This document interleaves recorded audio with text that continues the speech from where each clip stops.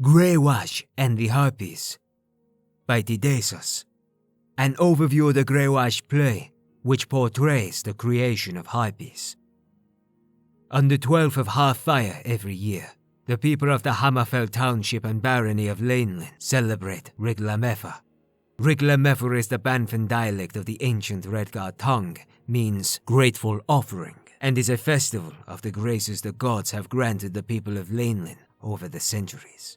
Tradition dictates the performance of a number of plays about the great moments from Lainlyn's past, and one of the most popular is Ghraewaj, which may be translated as The Crows Who Were Punished, or The Crows Who Punish. Old Redguard is somewhat vague with its objective case. The story of Ghraewaj, as any Lainlyn child would tell you, is of the wicked sisterhood of Daedra worshippers who craft lies, curses, murders, and suicides to hurt the people of Lainlyn. Most of all, they use their beauty as a weapon to drive men to mayhem. Their leader, the temptress, Noctera, seduces the unnamed Baron of Lainlyn, and is about to force him to commit suicide to prove his love when the Baroness arrives. The Baroness tricks Noctera into wearing a beautiful white robe from the Baroness's closet. See how the robe glows with the luminescence of pearl, but the inside is soft, feathered with down. Noctera puts on the robe, and the trap is sprung. The robe is magical, and transforms Noctera into a giant black bird. The Baron, no longer enchanted, slays the great bird and calls in his cook.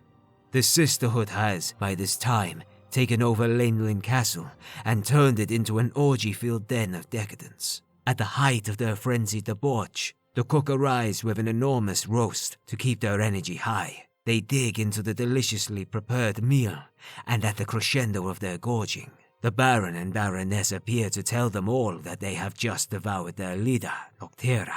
The women scream and caw, and suddenly they too are transformed by the magic of the robe into harpies, vicious half-bird creatures.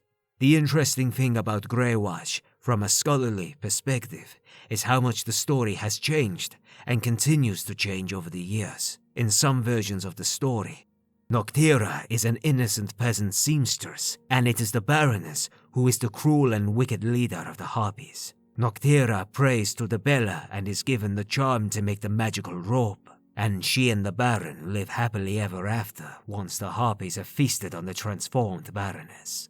During the long reign of the Virgin Baroness of Lainlyn, Viana the Pure, Second Era 120 to Second Era 148, the Baron was portrayed as a willing conspirator of Noctera. The Harpies thus have two birds to dine on. It is unlikely that trying to find the truth in the story is profitable research. Harpies are indeed a common nuisance in the Iliac Bay, particularly around Lainlyn. They do have their own tongue, and the few who have mastered it and not been devoured by the interviewees suggest that the Harpies have no idea about their origins than we do. In a different vein, one of the best known of the Daedra princes is named Nocturnal, who was often portrayed as a beautiful dark woman holding two black crows. It is not a difficult etymologic trick to derive the name Noctera from nocturnal or vice versa.